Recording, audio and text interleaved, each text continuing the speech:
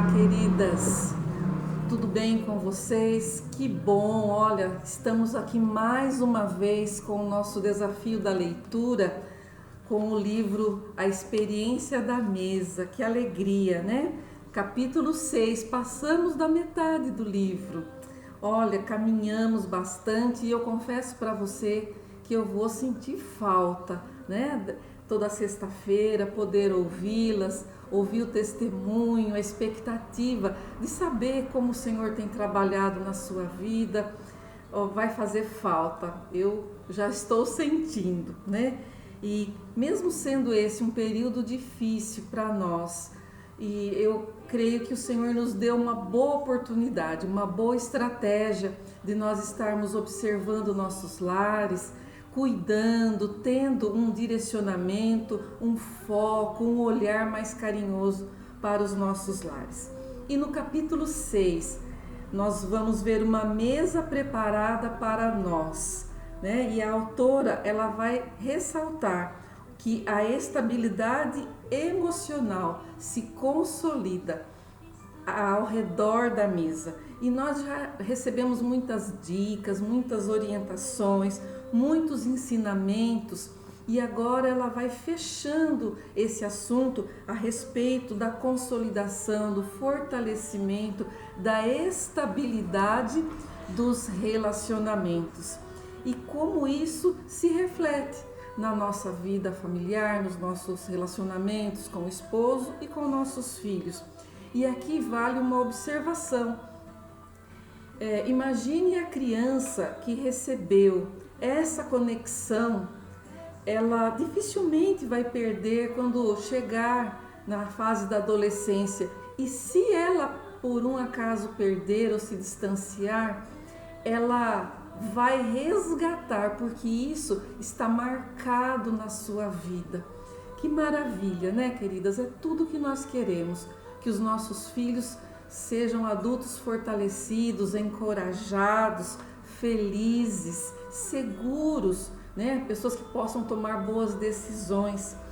Em seguida, a autora vai falar sobre as raposinhas, uma passagem que ela pegou lá no livro de Cantares, né? E essas raposinhas, elas aparecem numa vinha frutífera e elas vão estragando com tudo. E ela faz esse paralelo, essa analogia com a nossa mesa, a oportunidade onde nós estamos em harmonia, preparamos a mesa com carinho, com capricho, e muitas vezes uma observação ou um comentário acaba estragando aquele momento que poderia ser prazeroso, né? E ela vai colocar a primeira raposinha, que é ocupados demais fazendo coisas boas. A gente já falou um pouquinho isso num capítulo anterior, mas aqui ela ressalta os excessos, né? Não são coisas necessariamente ruins, não são pecados, mas são os excessos. Não ter o tempo de qualidade para a família. Então nós precisamos pensar se isso está impactando o nosso casamento, ou o relacionamento com nossos filhos, né? Então não são coisas ruins, por exemplo, o ensaio do balé, o futebol, a reunião da igreja, o ensaio do coral, a zumba, o pilates, a academia. Então não são coisas ruins e nem erradas, só que se nós não tomarmos cuidado, esses excessos podem sim se tornar um pecado, porque a gente não está dando a prioridade, né? E o que é importante a gente observar, né? Que a autora vai falar sobre o bom senso, o senso de moderação, né? E eu quero chamar a sua atenção para um detalhe. Como eu estabeleço as minhas prioridades? Como que eu estabeleço? Carmen, como é que eu sei que isso é o mais importante? Então eu queria falar para você, na verdade nós precisamos pensar em 5 coisas, mas uma ela é transversal. Então a primeira prioridade máxima é o relacionamento com Deus, é vida com Deus. Não é igreja, não é vida de igreja, não é atividade com a igreja, é atividade e vida relacionada com Deus. Mas a gente vai falar um pouquinho melhor daqui a pouco.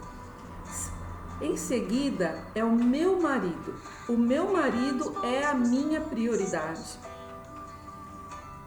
Em seguida são os meus filhos.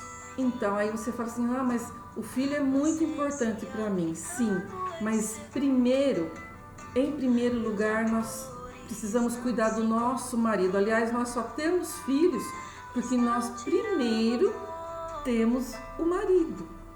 E os nossos filhos, eles vão crescer, eles vão formar as famílias deles e nós precisamos manter o nosso relacionamento e o nosso casamento saudável para o momento que nós tivermos naquela síndrome do ninho vazio, nós termos um relacionamento saudável com o nosso esposo, né? Ter um diálogo, fazer companhia um para o outro, né? E então por isso que o esposo precisa ser a minha prioridade, né? E em seguida vem o trabalho. E depois vem a igreja. Aí quando nós falamos sobre igreja, nós queremos dizer sobre ministério, liderança, grupo de comunhão, isso é a igreja.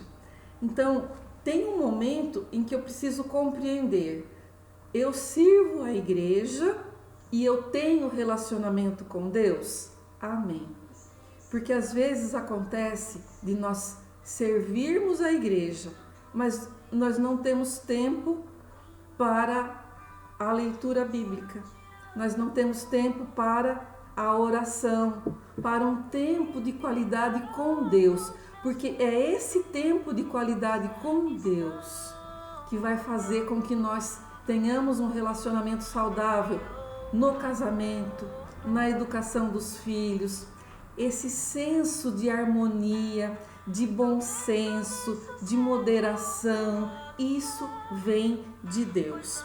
Então, a minha prioridade é Deus e Deus vai atuar transversalmente no meu casamento, na educação dos meus filhos, no meu trabalho, na minha vida profissional e no ministério. Isso porque tem pessoas que trabalham fora de casa, mas tem pessoas que trabalham dentro de casa e nós também precisamos ter esse senso de moderação para quem trabalha dentro de casa, porque muitas vezes o esposo convida a mulher para sair, ela fala, não, porque eu tenho que lavar roupa, eu tenho que limpar a casa. Não, nós podemos chegar num acordo. É importante ter essa atenção para o esposo, né? Porque a gente tem uma caminhada, uma jornada com essa pessoa que está do nosso lado. Mas a gente vai ver agora no segunda raposinha, que é o negativismo. Então, mulheres que têm o dom de ver o lado ruim, vai receber o troféu do concurso da desgraça, né? Então, ninguém aguenta, queridas, conviver com uma pessoa pessimista, derrotada, que só vê problema, que só critica, que só vê defeito, que ela não consegue ter uma harmonia a ponto de reconhecer valores. E isso, muitas vezes, assim, o filho eu consigo elogiar, mas às vezes eu tenho dificuldade de elogiar meu esposo. Às vezes eu elogio o meu chefe, eu elogio o meu líder na igreja, eu elogio o senhor da padaria, mas eu não consigo falar uma palavra de encorajamento para esse marido. E eu quero que você saiba que como esposa, a sua palavra de encorajamento tem um peso enorme, é um peso maravilhoso. Muitas vezes tudo que seu esposo quer ouvir é que, olha, vai dar certo, eu estou com você, vai firme, continue, nós estamos juntos. É só isso que muitas vezes está precisando para esse homem ir em frente, seguir, né? E a Dev fala que a mesa é uma estratégia onde a gente pode levantar a nossa família, né? E quem que vai me levantar, Carmen? Porque eu levanto meu filho, eu levanto meu marido, eu dou palavra de encorajamento, sim. Quem vai te levantar é Deus. Tudo o que nós precisamos, Deus é uma fonte inesgotável. Por isso que o nosso tempo de devocional com Ele vai fazer toda a diferença. Queridas, nós temos essa fonte de água viva que vai fazer com que nós possamos de fato ter esse refrigério e oferecer. Então nós vamos esperar do Senhor essa força. Amém? Elogiar é algo que é um exercício. Como a gente criticar também é um exercício. Mas o elogio, ele tem um impacto que é perceptível, até porque nós influenciamos o ambiente onde nós estamos. Se eu for uma pessoa azeda, amarga, crítica demais para o lado negativo, os meus filhos também vão ser críticos. Às vezes é um sarcasmo, só você que não percebeu que está errado. Então, é um sarcasmo e os nossos filhos vão aprendendo com a nossa postura. Nós precisamos sempre ter um olhar carinhoso, porque nossas atitudes estão falando algo ao nosso respeito. Então, palavra de encorajamento, elogio, tem um impacto maravilhoso, porque ao nosso redor nós vamos também semear coisas boas, também colocar palavras e o ambiente, a casa vai se elevar, né? Palavras de encorajamento são sementes de alegria, nós influenciamos tanto para o lado positivo quanto para o lado negativo. Essa é uma escolha importante, né? E para finalizar, a autora fala de prepararmos uma mesa à presença dos meus adversários. Esse adversário nem sempre é uma pessoa, um inimigo de corpo físico. Muitas vezes pode ser uma situação, uma circunstância, uma notícia ruim, um desemprego, uma enfermidade, né? Um confronto, às vezes uma dificuldade no ministério. Então, prepare uma mesa, coloque o jantar, coloque o café da manhã e profetize que juntos vocês vão superar essa dificuldade.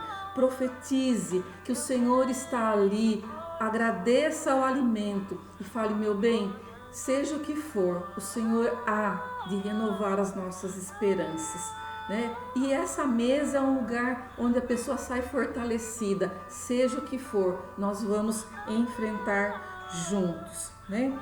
A nossa casa, ela vai ser conhecida como um porto seguro, um lugar de refrigério, né? Olha que impacto maravilhoso que isso pode causar nas nossas vidas, na vida do nosso esposo, no nosso relacionamento marido e mulher, como casal, e na vida dos nossos filhos. Queridas, eu estou muito feliz e eu espero que esse capítulo tenha falado com você, que você possa levar ao Senhor, se há alguma dificuldade, que Ele te ilumine e te dê uma estratégia. E nós prosseguimos. Até a semana que vem. Um beijão. Fica com Deus.